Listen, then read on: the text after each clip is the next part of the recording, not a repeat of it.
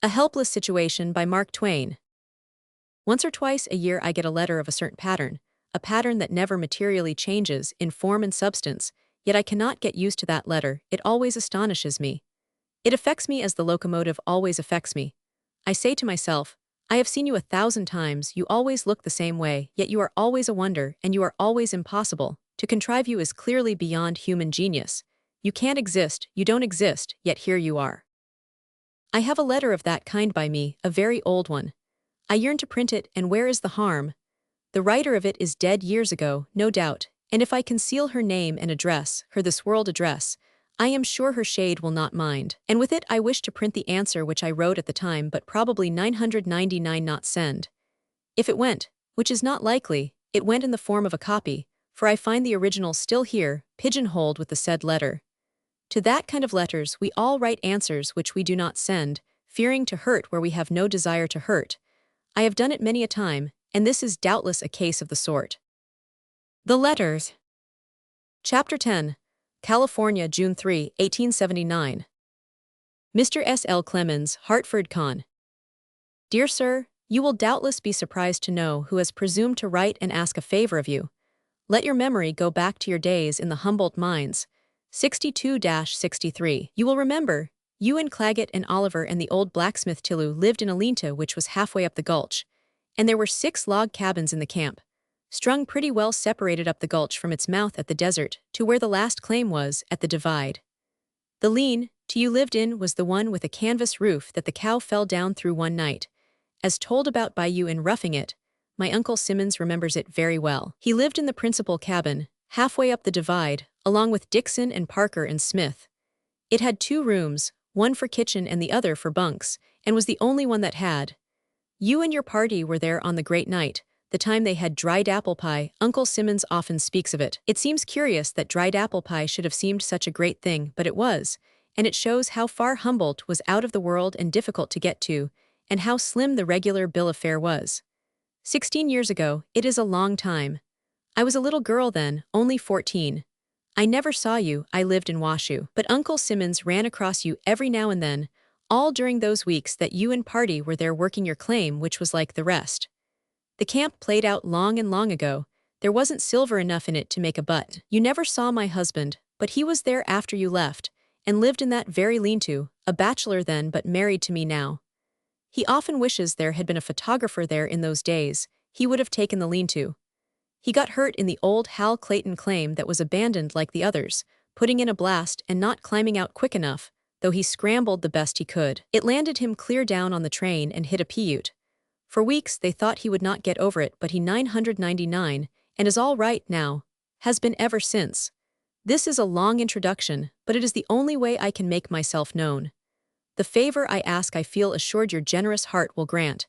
Give me some advice about a book I have written. I do not claim anything for it, only it is mostly true, and as interesting as most of the books of the times.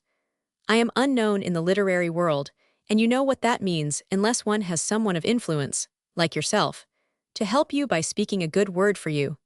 I would like to place the book on royalty basis plan with anyone you would suggest. This is a secret from my husband and family. I intend it as a surprise in case I get it published. Feeling you will take an interest in this, and if possible write me a letter to some publisher, or, better still, if you could see them for me and then let me hear. I appeal to you to grant me this favor. With deepest gratitude, I thank you for your attention. One knows, without inquiring, that the twin of that embarrassing letter is forever and ever flying in this, and that and the other direction across the continent in the mails, daily, nightly, hourly, unceasingly, unrestingly.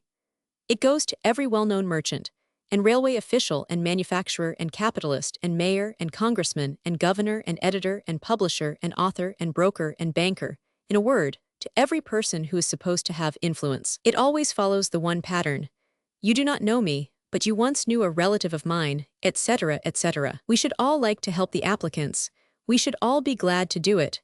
We should all like to return the sort of answer that is desired. But, well, there is not a thing we can do that would be a help, for not in any instance does that latter ever come from anyone who can be helped. The struggler whom you could help does his own helping. It would not occur to him to apply to you, stranger. He has talent and knows it, and he goes into his fight eagerly and with energy and determination, all alone, preferring to be alone. That pathetic letter which comes to you from the incapable, the unhelpable, how do you who are familiar with it answer it? What do you find to say? You do not want to inflict a wound, you hunt ways to avoid that. What do you find? How do you get out of your hard place with a content conscience? Do you try to explain? The old reply of mine to such a letter shows that I tried that once. Was I satisfied with the result? Possibly, and possibly not, probably not, almost certainly not. I have long ago forgotten all about it. But anyway, I append my effort. The reply. I know Mr. H, and I will go to him, dear madam, if upon reflection you find you still desire it. There will be a conversation. I know the form it will take. It will be like this. Chapter 1000. R. H. How do her books strike you? Chapter 1000. R. Clemens, I am not acquainted with them. H. Who has been her publisher? Chapter 100. I don't know. H. She has one, I suppose. Chapter 100. I think not.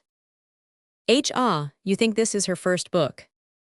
Chapter 100. Yes, I suppose so, I think so. H. What is it about? What is the character of it? Chapter 100. I believe I do not know. H. Have you seen it? Chapter 100. Well, no, I haven't. H. How long have you known her? Chapter 100. I don't know her. H. Don't know her. Chapter 100. No. H. How 999, you come to be interested in her book, then. Chapter 100. Well, she wrote and asked me to find a publisher for her, and mentioned you. H. Why should she apply to you instead of me? Chapter 100. She wished me to use my influence. H. Dear me, what has influence to do with such a matter? Chapter 100. Well, I think she thought you would be more likely to examine her book if you were influenced. H. Why, what we are here for is to examine books, anybody's book that comes along. It's our business. Why should we turn away a book unexamined because it's a stranger's? It would be foolish. No publisher does it. On what ground 999 she request your influence, since you do not know her? She must have thought you knew her literature and could speak for it. Is that it? Chapter 100. No, she knew I didn't. H. Well, what then? She had a reason of some sort for believing you competent to recommend her literature, and also under obligations to do it. Chapter 100. Yes, I knew her uncle. H. Knew her uncle. Chapter 100. Yes. H. Upon my word. So you knew her uncle knows her literature, he endorses it to you, the chain is complete, nothing further needed, you are satisfied and therefore. Chapter 100. No, that isn't all, there are other ties. I know the cabin her uncle lived in the mines. I knew his partners, too. Also I came near knowing her husband before she married him, and I 999 know the abandoned shaft where a premature blast went off and he went flying through the air and clear down to the trail and hit an Indian in the back with almost fatal consequences. H. To him or to the Indian? Chapter 100. She didn't say which it was. H. With a sigh. It certainly beats the band. You don't know her, you don't know her literature, you don't know who got hurt when the blast went off, you don't know a single thing for us to build an estimate of her book upon, so far as I. Chapter 100. I knew her uncle, you are forgetting her uncle. H. O. What use is he? 999 You know him long. How long was it? Chapter 100. Well, I don't know that I really knew him, but I must have met him anyway. I think it was that way. You can't tell about these things, you know, except when they are recent. H. Recent, when was all this? Chapter 100. 16 years ago. H. What a basis to judge a book upon. As first you said you knew him, and now you don't know whether you 999 or not. Chapter 100. Oh yes, I know him. Anyway, I think I thought I 999. I 1000 perfectly certain of it. H. What makes you think you thought you knew him?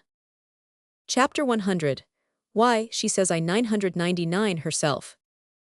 H. She says so. Chapter 100. Yes, she does, and I 999 know him, too, though I don't remember it now. H. Come, how can you know it when you don't remember it? Chapter 100. I don't know, That is, I don't know the process, but I do know lots of things that I don't remember, and remember lots of things that I don't know. It's so with every educated person. H. After a pause, is your time valuable? Chapter 100. No, well, not very. H. Mine is. So I came away then, because he was looking tired. Overwork, I reckon. I never do that. I have seen the evil effects of it. My mother was always afraid I would overwork myself, but I never did. Dear madam, you see how it would happen if I went there. He would ask me those questions, and I would try to answer them to suit him, and he would hunt me here and there and yonder and get me embarrassed more and more all the time, and at last he would look tired on account of overwork, and there it would end and nothing done. I wish I could be useful to you, but you see, they do not care for uncles or any of those things. It doesn't move them, it doesn't have the least effect. They don't care for anything but the literature itself, and they as good as despise influence. But they do care for books and are eager to get them and examine them, no matter whence they come nor from whose pen. If you will send yours to a publisher, any publisher, he will certainly examine it, I can assure you of that.